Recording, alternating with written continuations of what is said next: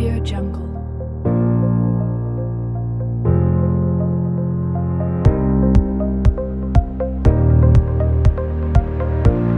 Audio Jungle.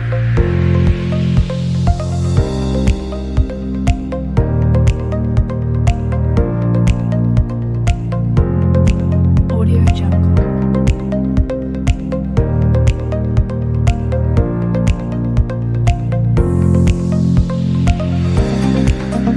Audio Jungle.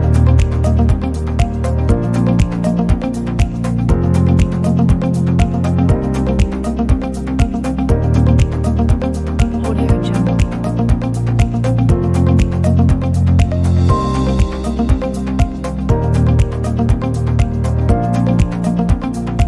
Audio Jungle.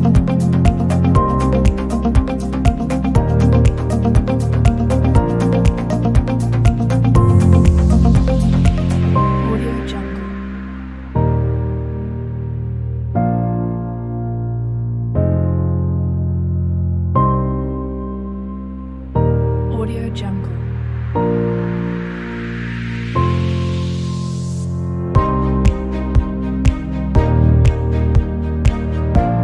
Audio Jungle. Audio Jungle. Audio Jungle.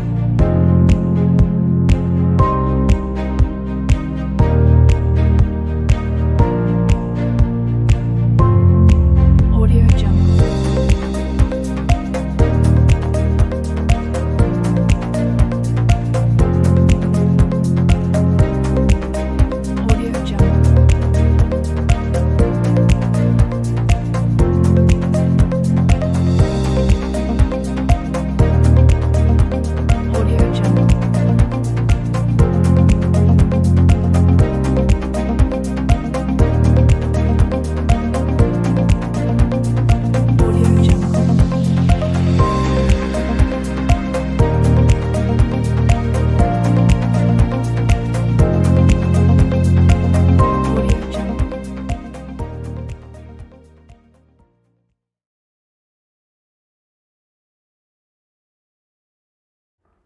Assalamualaikum warahmatullahi wabarakatuh. Shalom, Om Swastiastu, Namo Buddhaya, salam kebajikan rahayu. Di sini saya bersama kelompok saya akan menjelaskan tentang tokoh hukum yang bernama Plato. Nah, untuk yang pertama akan dijelaskan oleh rekan saya. Silakan. My name is Firmandika Teguh Setiawan. My number study is 13122000012. Okay, here I will explain who is Plato. Plato was a Greek philosopher and a mathematician, especially from Athens. Plato is classified as an ancient Greek philosopher. He is the writer of philosophical dialogue and the founder of the Platonic Academy in Athens, the first high school in the Western world. Plato is believed to be a philosopher who played a major role in the development of ancient Greek philosophy and the Western philosophy in general. Plato teachers, namely Socrates and Plato's student is Aristotle, also made the great contribution apart from being a philosopher.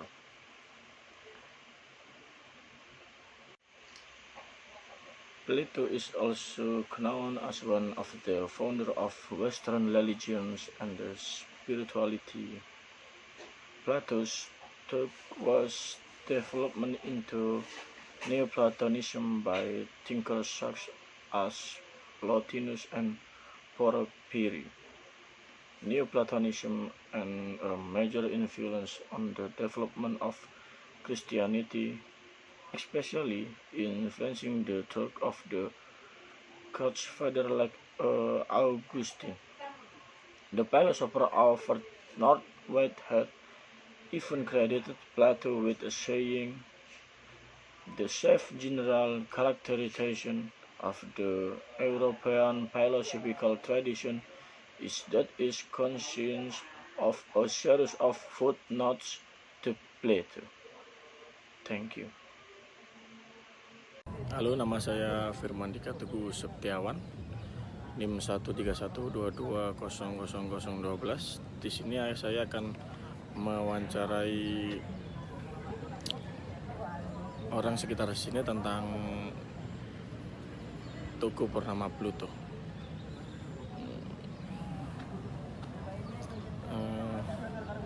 Permisi, boleh wawancara sebentar, Pak? Boleh. Boleh perkenalan dulu, mbaknya namanya siapa? Hai, nama saya Naya. Mbaknya kira-kira tahu nggak tokoh bernama Plato? Saya tahu sedikit sih. Kalau boleh tahu dari mana, Mbak? Ya, baca-baca di Google aja sih. Boleh dijelaskan pengetahuannya sedikit, Mbak? Ya, Plato itu seorang filsuf dan matematikawan Yunani, lebih tepatnya Athena. Nah, dia itu digolongkan sebagai filsuf Yunani kuno dan penulis philosophical dialog, juga pendiri akademik Platonik di Athena. Oh, lumayan banyak ya. Kalau boleh tahu, Platonik di Athena itu apa, Mbak ya? Itu sekolah tinggi pertama di dunia barat. Baik. Lumayan banyak ya pengetahuannya, Mbak. Terima kasih, Mbak ya. Oke. Ada. Hello, my name is Farah Sakita Dewi with student ID number 13122000064. Okay, I will explain about Plato. Thinking was heavily influenced by Socrates. His most famous work in the Republic, which contained an outline of his view on the ideal state. He also wrote laws and many dialogues in which Socrates is a participant main. One of Plato's famous parables in the parable of the man in the cave, Cicero said Plato scriben as mortus, or Plato did will writing. Okay, next. Future of Plato work. Number 1. Socratic in nature in the work written in his youth. Plato always display the personality and writing of Socrates as the main topic of his essay. Number 2. Form of dialogue. Almost all of Plato work are written in a dialogue tone. In episode 7, Plato argues that pen in Frisi through talk written in silent letter. Therefore, according to him, if a talk need to be written down, then the most suitable is writing in the form of a dialogue. Permisi Kak, boleh minta waktunya sebentar? Iya boleh. Sebelumnya perkenalan dulu Kak. Nama saya Kenya. Nah, di sini saya akan menanyai Kakak tentang tokoh hukum yang bernama Plato. Apakah Kakak pernah tahu? Oh maaf Kak, nggak tahu. Oh iya Kak, terima Iya. kasih buat waktunya Kak. Oh iya. Hello, my name is Afrizal Evaldo Maulana. My ID number is 13122000078. In here, I will explain the Plato's view of ideas, the world of ideas, and the world of the sense. Plato's most important contribution in his view of the ideas. Plato's view of ideas was influenced by Socrates' view of definition. The ideas that is meant by Plato is not the idea meant by modern people. There is as a different. Modern people think that is idea or response that exist only in thought. According to Plato, ideas are not created by human thoughts. So ideas do not depend on human thinking, but human mind depend on the world of ideas. Sikat. Idea is the principal and prime image of reality, immaterial, eternal, and unchanged. Idea is the principal and prime image of reality, immaterial, eternal, and unchanging. Ideas already exist and stand alone outside of our thinking. These ideas are related to one another. For example, the idea of two paintings cannot be separated from the second idea. The second idea itself cannot be separated from the event idea. However, in the end, there is a highest speed between the relation of the this idea. This peak is called a beautiful idea. This idea goes beyond all exist ideas. Thank you. Minta waktunya sebentar nggak ya? Iya. Dengan Kak siapa? EAS. Oke Kak Tias, di sini saya akan mewawancarai Kak. Apa yang Kak ketahui tentang tokoh Plato? Plato siapa ya? Plato tokoh internasional. Nggak tahu Mas. Nggak tahu. Iya. Ya udah Kak, makasih. Iya maaf ya. Let me introduce myself. My name is Sekar Alita Patamesti. Please call me Sekar. I'm student in 17 Agustus University. My ID number is 13122000069.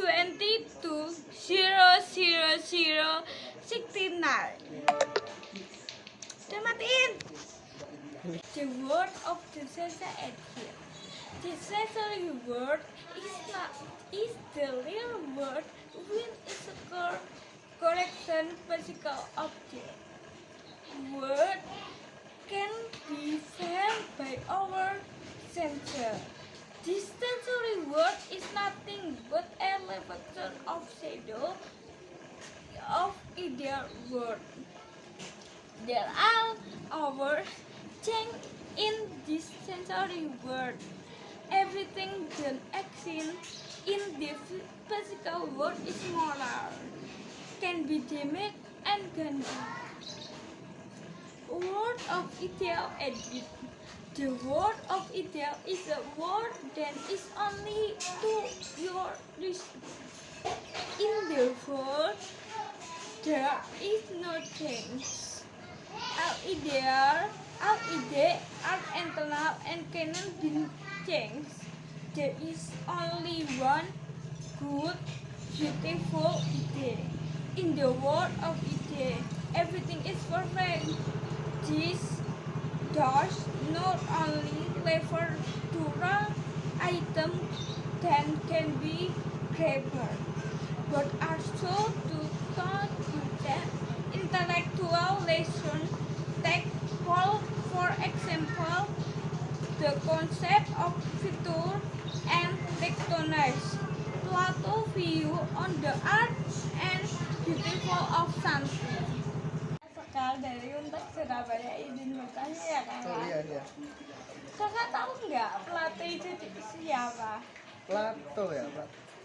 Pernah dengar sih kalau misalnya kayak dari literatur itu atau misalnya dari omongan kalau nggak salah Plato itu seorang filsuf ya dari Yunani kalau nggak salah ya. Iya betul kak. Setahu saya Plato itu orang yang memukakan ilmu Platoisme. Saya agak pernah ya tahunya segitu-gitu aja sih. Terima kasih kakak. Oh iya. Hi everyone, my name is Lintang Dwi Ramadhani. My number study 131220009. I want to tell you what is Plato's view of art edit. Plato's view on work of art influenced by his view on idea. His attitude to work of art is very clear in his book policy. Plato looked negatively at work of art. He said work of art misses. According to Plato, a work of art is only an imitation of exciting reality. The exciting reality is an imitation of the original. The original is contained in the idea. The idea is far superior, better, and more beautiful than this reality. Plato's view of beauty added. Plato's understanding of beauty is influenced by his understanding of the sensory world, which is contained in Philebus. Plato believed that true beauty lies in the work of idea. He argues the simplicity is the hallmark of beauty, but in the universe and in the work of art.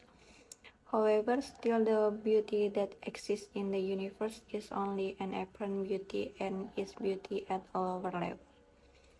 So many review presentation from my group. Thank you. Wassalamualaikum warahmatullahi wabarakatuh. Boleh kenalan dulu nggak namanya siapa? Jessica. Jessica, oke. Di sini aku mau tanya dong Kak, tahu nggak tokoh yang namanya Plato? Plato? Iya. Kayaknya pernah dengar deh. Itu kayak filsuf Yunani kuno nggak sih? Iya. Selain itu tahu lagi nggak apa aja? Nggak tahu ya. Oke, makasih ya Kak.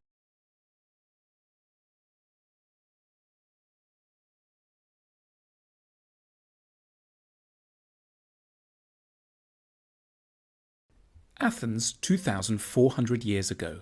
It's a compact place. Only about 250,000 people live here. There are fine baths, theatres, temples, shopping arcades and gymnasiums. It's warm for more than half the year.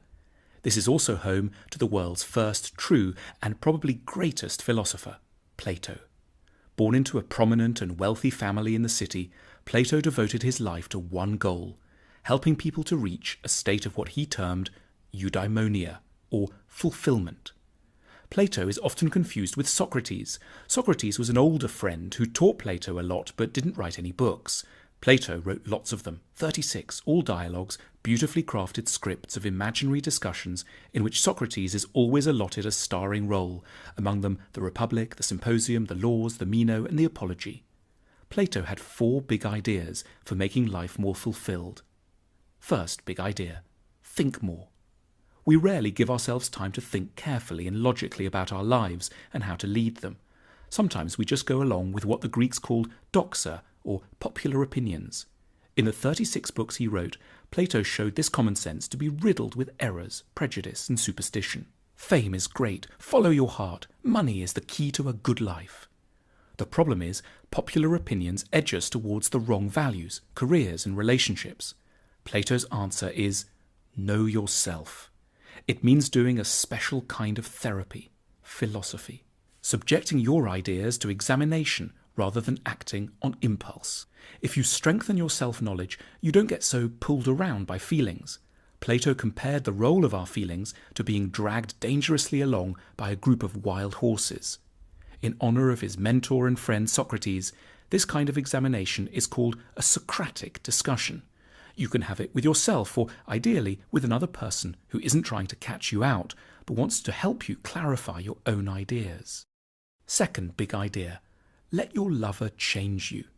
That sounds weird if you think that love means finding someone who wants you just the way you are.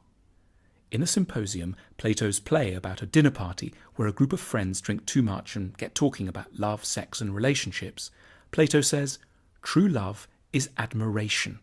In other words, the person you need to get together with should have very good qualities, which you yourself lack. Let's say they should be really brave or organized or warm and sincere. By getting close to this person, you can become a little like they are. The right person for us helps us grow to our full potential. For Plato, in a good relationship, a couple shouldn't love each other exactly as they are right now. They should be committed to educating each other and to enduring the stormy passages this inevitably involves. Each person should want to seduce the other into becoming a better version of themselves. 3. Decode the message of beauty.